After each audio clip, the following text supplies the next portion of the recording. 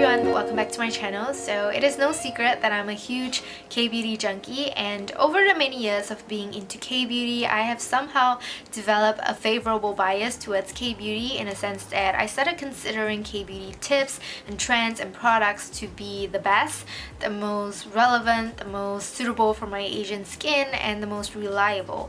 From the internet, I can tell that there are many others who are like me, who thinks that K-beauty dominates the beauty scene, who thinks that K-beauty products are the best. But recently it has got me thinking, is K-beauty really that amazing? Are K-beauty products really superior as compared to products from the rest of the world? And my answer is no, not really. Every year or so there seems to be a new K-beauty, or for this video specifically K-skincare trend or hacks. For example, the 10-step skincare routine, the glass skin routine, the sheet mask daily routine, and are they actually effective and beneficial for your skin? No. And so for today's video, I want to share with you guys some of the most popular K-beauty tips and trends that you should not bother following, and of course the reasons why. Number 1, double cleansing. So the term double cleansing does not simply mean cleansing your skin twice. In K-beauty, double cleansing is a method that consists of an oil-based cleanser as your first step, followed up by a water-based or foam or cream cleanser as your second step. So this double cleansing method came about to ensure that your skin will be squeaky clean before you proceed with the rest of your skincare. I have been double cleansing for years, and it has only been until recently that I found out how unnecessary it is for me to be double cleansing my skin.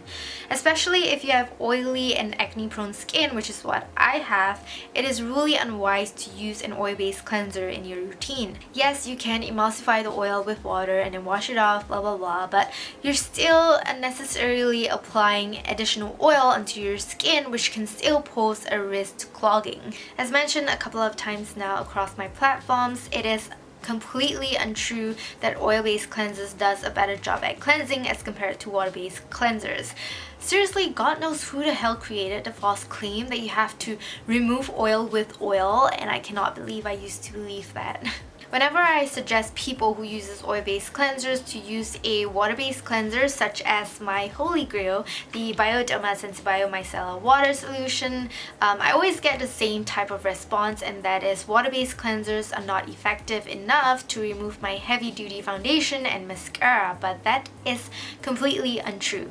It is effective, and I know because I've tried it. I've tried to use this to remove my waterproof mascara, and it just came off so easily. The only thing is maybe it is less efficient because it's slightly more time consuming. Like for me, I will just soak a cotton pad and just let it sit on my eye for like a minute, and then I just wipe it all off and it just comes off all at once. But you know, with oil cleansers you just rub everything together, so I would say that maybe it's a bit more time consuming, but I feel like you should get your priorities straight, because using such water-based cleansers instead of oil cleansers, it is a lot more safer and gentler for your skin. I think the main thing here is to simply find a water-based cleanser that actually works, and this works. When I have heavy makeup on, aka when I have foundation on, I will actually go in with a second cleanser. But as you can see, this is not the K-beauty's double cleansing because there are no oil-based cleansers involved here. If I'm not wearing any makeup, then my water-based cleanser will be sufficient. So if you're double cleansing, even if you're not wearing any makeup on in the evenings, then you're really just stripping all the moisture away from your skin. I've also seen some influencers triple cleansing, and yeah, if you have seen any of that, just take note that the only thing that they're showing is how ineffective their cleansers are, and so just don't buy whatever the hell they're using. Moving on, we've got the 10-step Korean skincare routine. So this routine is so long that I can't even remember it, so I'm gonna refer it. The 10-step Korean skincare routine comprises of an oil cleanser followed by a foam cleanser, the double cleanse right there, followed by a toner, and then essence, emulsion, an ampoule or serum, followed by a sheet mask, followed by eye cream, moisturizer, and then sunscreen. So here is what you actually need. A water-based makeup remover only if you're wearing makeup, followed by a cleanser, followed by your serums and treatments, followed by the 3-step moisturizing method, which I have explained in my current skincare routine video, and finally sunscreen. So first of all, you already know why the double cleanse need to be gone, and then moving forward we have a whole bunch of many different types of skincare products in the 10-step skincare routine. We have the toner, essence, emulsifier, ampoule and all that stuff, and I'm just gonna remove all of that and replace it with my serums and treatments, because during this serum and treatment stage, it will be where I will be tackling my main skin problems.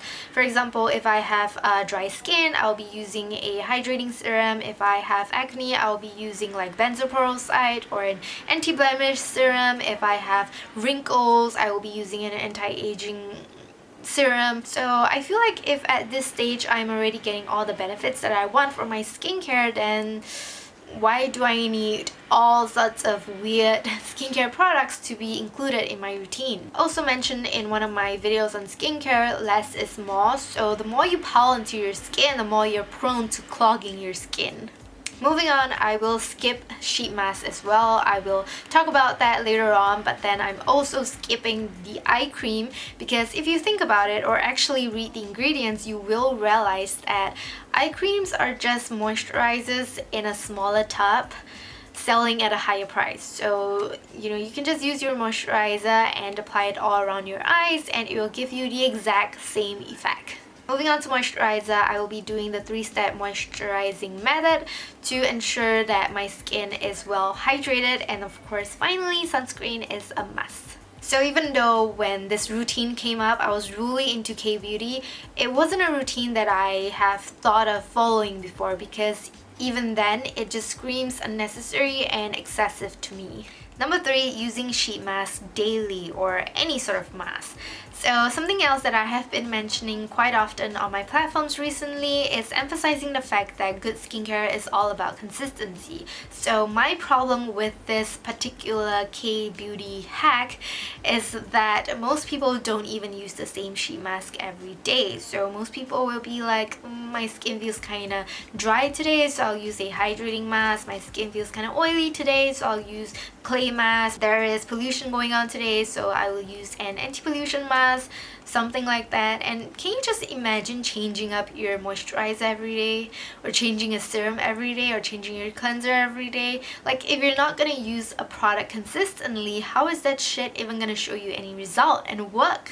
You might see a slight difference the minute you take the mask off, and maybe the results will last you for like an hour or two, but the next day, poof, the results are gone and congratulations, you just wasted yourself a few bucks. So never mind if you're using a sheet mask that doesn't contain any drying alcohols or sensitizing ingredients, but the worst kinds of masks are modeling mask, clay mask, and peel-off mask. And these 3 masks are also really trendy masks in Korea at the moment. And the reason why these masks are so bad is because when you apply them onto your skin, they are made to dry on your skin, and that's how you know that they are ready to be washed off or peel off from your skin. And when you let these masks dry on your skin, what you're doing is just drawing moisture out from your skin and dehydrating your skin. So if you're using these masks, you're just doing more harm than good to your skin. Number 4, facial mist. So apparently there's even like a special term for facial mist in Korea, but either way, I suppose it's because of the latest obsession with having glass skin or dewy skin that is making facial mist a trending product for people who wishes to retain their glass skin throughout the day. But not all facial mist works the same. So when it comes to moisturizing our skin, the key is not only to add moisture but also to retain moisture. So by simply spritzing a mist onto your skin without using an emollient, aka a substance that can help lock in moisture, aka something like a moisturizer, what you're doing is actually the opposite. You are speeding up evaporation and you're drawing out moisture from your skin and dehydrating your skin faster. If you do not have dehydrated or dry skin, and if you live in a humid country like in Singapore, then I seriously don't see why you have the need to be spritzing your face like every hour throughout the day if you have sufficiently moisturized and hydrated your skin in your morning routine. But if you do have dehydrated and very dry skin and you want to consistently moisturize your skin, then I will recommend that you use a facial mist that contains humectants and also emollients to help seal the moisture in.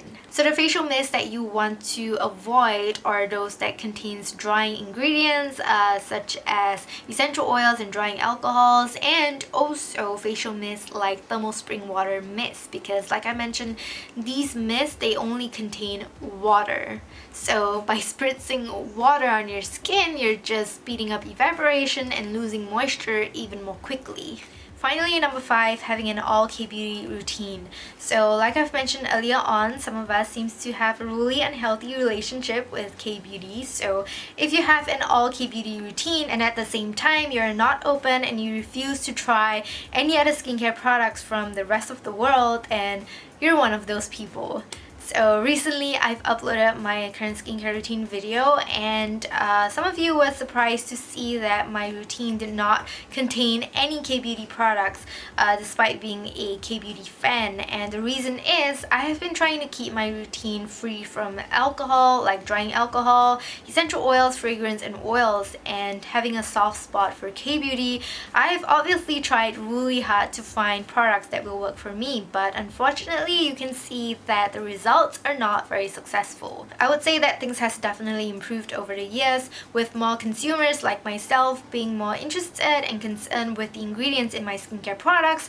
I can see more companies being more conscious of the ingredients in their products as well. I can see more and more K-beauty companies coming up with unscented versions of their best-selling products. Nevertheless, I would say that 90% of the products in the K-beauty market are still loaded with essential oils and drying ingredients, and also I find that many of them contains misleading labels such as gentle, suitable for sensitive skin, natural fragrance only, and then when you look into the ingredient list, they're always loaded with essential oils. The bottom line is, while there are many good K-beauty products around, it's not always the best. In fact, from my personal experience, after using so many different K-beauty products from so many different brands, the skincare products that gave my skin the biggest improvements and difference, they're all non-K-beauty. So if you're new to my channel and this is like the first video you're watching, then I know that this might sound like a hate video on K-beauty, but trust me, if you watch my other videos, you'll know that I still love K-beauty a lot, and I still have a really soft spot for K-beauty, which is why I'm still really actively trying out a lot of new K-beauty products, and I'm always interested to try out more because like I've said, I've seen a lot of improvements lately. Like there are really a lot more new good skincare products coming up in the market that doesn't contain any drying and sensitizing ingredients. So that is what I look forward most to seeing in the K-beauty industry. So I've come to the end of today's video. Let me know in the comments below if you have been following any of these trends that I've mentioned, or if you have been following any other K-beauty trends. I would love to know what are your opinions on them. If they have been working for you, I would love to know that as well. And yeah, I will see you very soon in my next video. I want to thank you guys so much for watching, and I hope you enjoy it. Bye!